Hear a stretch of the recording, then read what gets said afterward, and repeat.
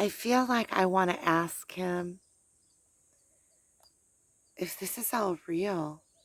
It feels surreal to me, these lessons that I'm getting, and I know that he's giving me lessons, and I know that he knows what he's doing. Like, but then at the same time, I can see that a lot of what he does, it comes through him naturally. And this is leading up to channeling. It comes through him naturally. A lot of what he does, I can see how it's hitting all of these different levels at the same time. It's like divine through and through. It comes through all the different levels and like cuts clean. It's like a person can go through multiple layers of a spiritual awakening when they get one divine truth that comes through all of those different places. Let's say if somebody has a reaction or some kind of something that is out of sync with the all within them, which we all do, because we're programmed to believe and think a certain way, and we are fluid beings. So we're sticking ourselves in all of these different places with these um, binding beliefs, these beliefs that we are bound to, that we bind ourselves to by continuously telling ourselves the same story. We can change our own story. We can reprogram our minds with what we decide to put in there fairly easily. We just create a mantra and we believe it and feel it, and we change the way that we believe. Even if you can't go in and find, with me, this is coming through for me, to you, for you.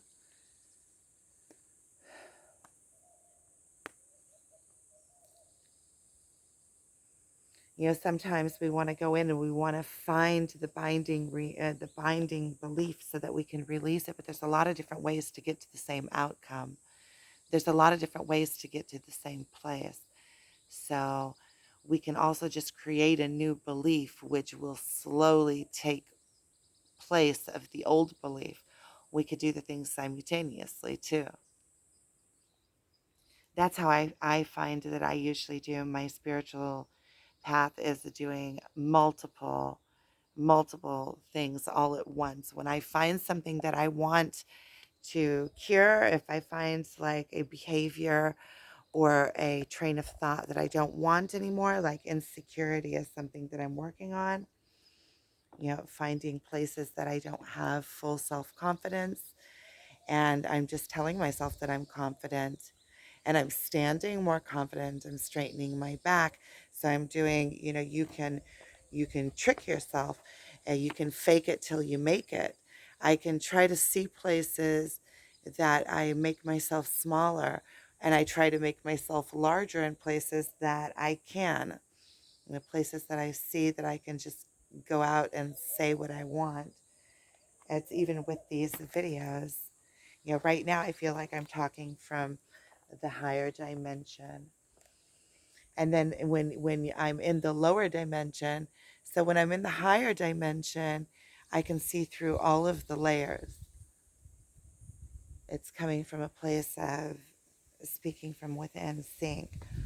And so with my twin, he has this just solid truth that is just very, very, very base, baseline. And whenever because that is the place that he is, and he speaks from that place, then his look at things is from a very simplistic, um, genius way. It's a very in sync with nature. And when that hits man, it goes through him on all the different levels, down to the 3D mode. And that's, I think, a lot of times the ego starts jumping up and trying to protect those false beliefs that a whole lifetime has been built on. Imagine if you believe something your whole life about yourself, And you've always thought that, how you've built your whole life around it. Every memory that you have to go back now and sift through your life and reinterpret things. And that can also be difficult because when you go back, you were looking at your life through a certain perspective. And so in those situations, you were seeing the things that were from in that perspective. A lot of times you go back to situations and you have false memories, or you have very one-sided memories, or you don't completely see yourself and your part. You forget what your part in the whole story was. Or, if you were in the past blaming, then in your memory, you are the victim in the story. And to go back and try to see it differently, sometimes it's like perspective bending, it's mind bending. And sometimes you can't even, because you only put your focus on specific things and those are the only things that you remember out of the situation, you can't really go back and get a full picture of it.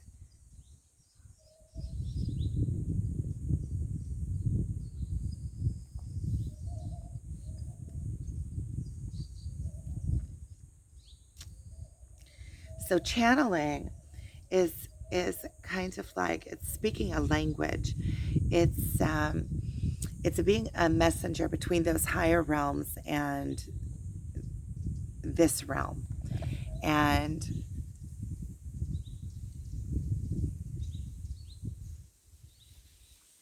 this is my first coffee of the morning. I think I got here to the valley at around 7. I've been going through some real intense lessons lately with myself, with this trying to hold on or letting go. This letting go. See, changing my words to make a new belief. I'm letting go. And I realize that that's what, you can't hold somebody and truly, truly, true love is to want to see them expand and flourish and fulfill themselves, because there's a certain sweetness in fulfilling your own self. There's like this sweetness of accomplishment. I accomplished something. I did it myself. This like knowing that you can trust in yourself. It's like there's something there that's really super sweet. See, I keep on going to the places where I want somebody to do everything for me, but then when I really think about it, in the end, when I'm sitting on my throne, do I want somebody else to have given me the throne, or do I want to have, deserve the throne? And there's no other way to get to the throne but deserve the throne. So you have to self-accomplish. Otherwise, you're not ra'ui. You're not.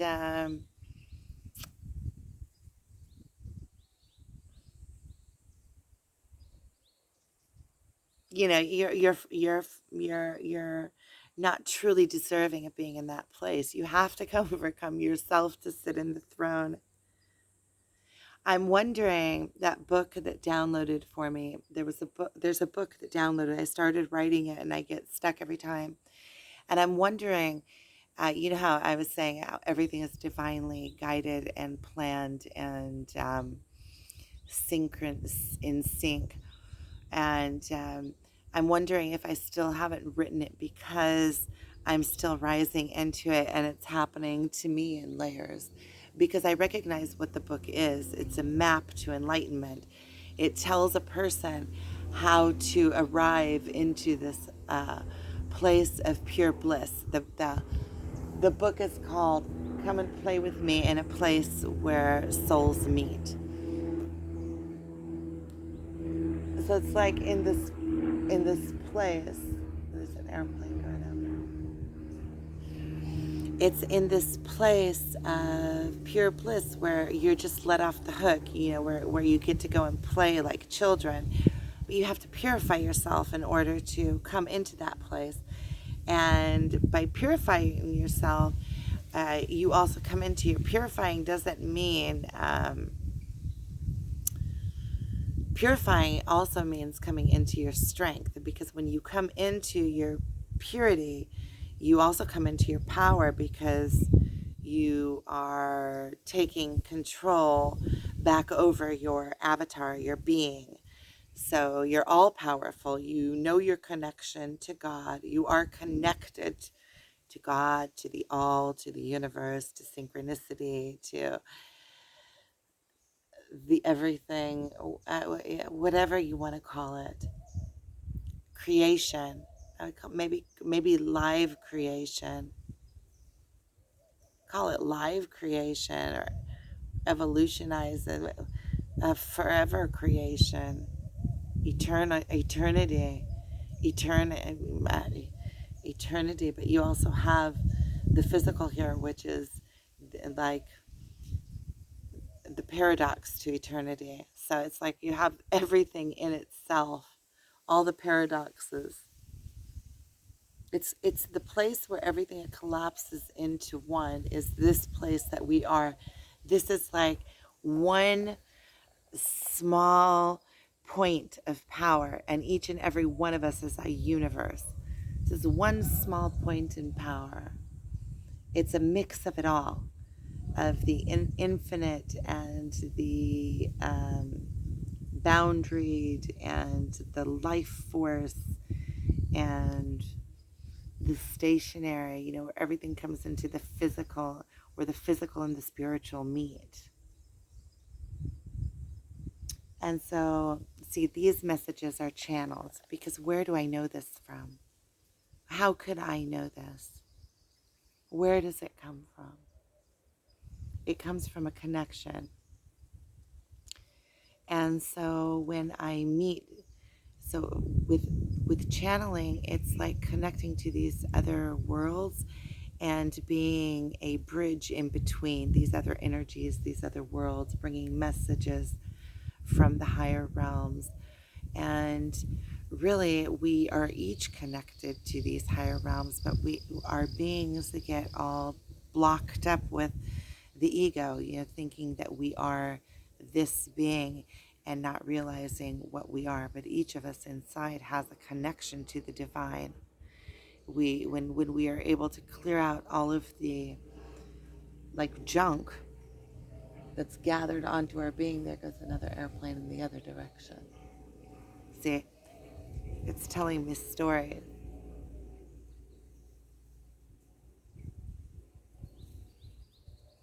Beautiful. I'm sitting right below this pillar. Isn't that something? This pillar, I'm sure, there's an idol, like not an idol. It was idolized, I'm sure. See over there? Up on top of there, there's like this squared out, massive squared out stone that's ancient, ancient. And it sits right across, and there's also a cave right up there. You can't see it from where I'm sitting, but there's a cave up there. Anan! Hiker. So there's like an altar that sits right up there across from this. I'm sure that this was like a god that was prayed to. So imagine all the energy that was put into this, that was in this valley. And it also has like a face of an old grumpy man. I'm sure that that pillar was prayed to. And then I come and sit underneath the pillar. It's so like in Galilee, it's so like symbolic. Everything is so, I get into these situations that it just looks biblical. I mean, looks completely biblical. Like I'm in a Bible scene. I just find it, it's like, and when I find myself in those situations, it's like, da-na-na, and I feel like I'm in, like, it's like surreal. Like I'm sitting here in Galilee. All that had to have happened for me to end up in Galilee, over generations. It's all just surreal. It's all like a story tale. It's like if you could write a comedy about it, it would be a good comedy.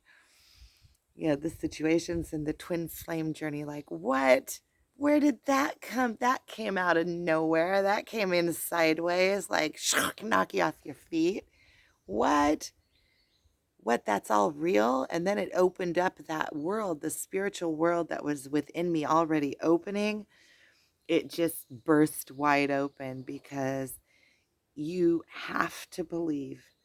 You have to believe. There's, you see it as plain as day. You come into this other realm, and that is the real world. This other world is the illusion that you're waking up from.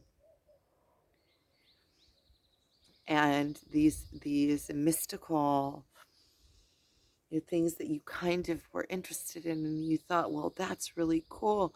All of a sudden, those worlds are wide open. You understand them with this inner knowing that, and there is no, when you have something that's in your inner knowing that deep, that you are connected to, you just understand the way that it works because you're looking at it from a completely different place. Your perspective is different. You don't need the books to tell you what to think. That world is already opened up for you. It's like you're living from that place. You write the books. You bring the interpretations. And then you realize that you are just a filter of it. You are a filter of this divine essence that is coming through you.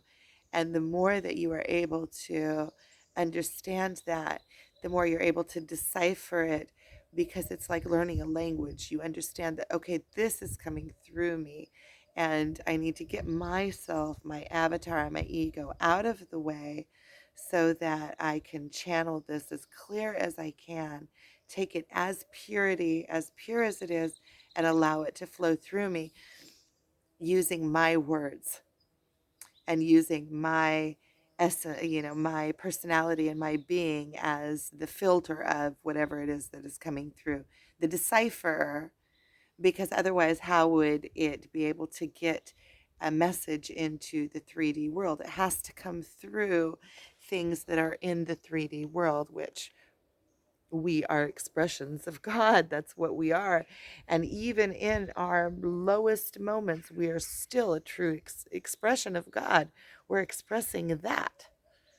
We're expressing all the different layers and all the different aspects. We are each part of the big mishmash and as important as the other, regardless of if we are the butterfly, or as my twin always uses those terms, whether we are the butterfly or the cocoon, it's all of the same importance. There can't be a butterfly without a cocoon, and there can't be a cocoon without a butterfly. So it's just like the flowers and the bees. Look, the flowers are growing out of nature, and the bees are their own little individual being entity.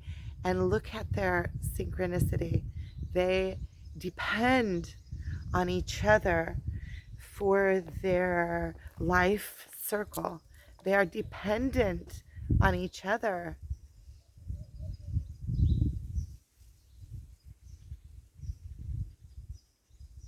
And we are dependent on their life circle. We're dependent on all of the species' life circle. So when we grow organic fruit, we are promoting all of the life circle.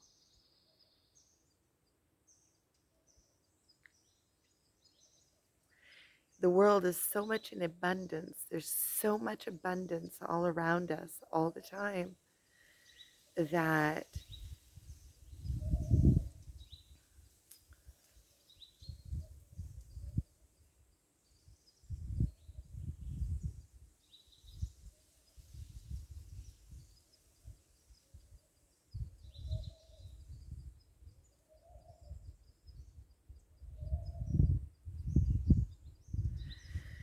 if we let go and allow and get into synchronicity with nature and start living a more natural life, the land itself will provide. If we learn how to live in synchronicity with it, and nature will, by nature, do what needs to be done. That's how it always has been, and I guess that's how it is now. You know, when things get out of proportion, nature brings them back into proportion. So let's say if there are, let's take Louisiana for an example. If there's a crocodile, way too many, like the crocodiles take over and they eat everything in sight, pretty soon they eat their own habitat out of habitat. And then they don't have what they need to thrive, and the next generations, their population starts lowering by nature because they can't thrive and continue to grow in population under those circumstances. So if you look at the cycle, that kind of cycle, and you look at humanity, we're crossing over into a new world.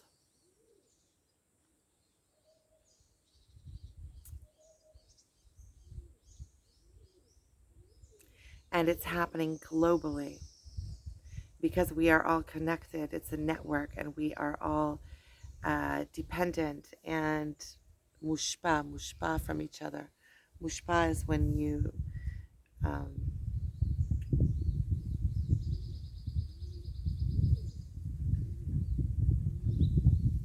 we have effect on each other. So if I'm a certain way, I have an effect. If what I'm saying has an effect on you, then you are going to bring it into your belief system, and then you are going to spread it further, and slowly, it's like that's how things spread in the physical world, and the way that things, spread by nature. You can see things that are patterns. You can see them throughout.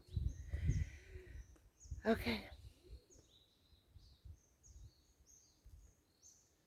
I have to go pee. I just heard somebody coming down the canyon. Okay, so I'm going to end this here. That's pretty good. Okay, so thank you for watching.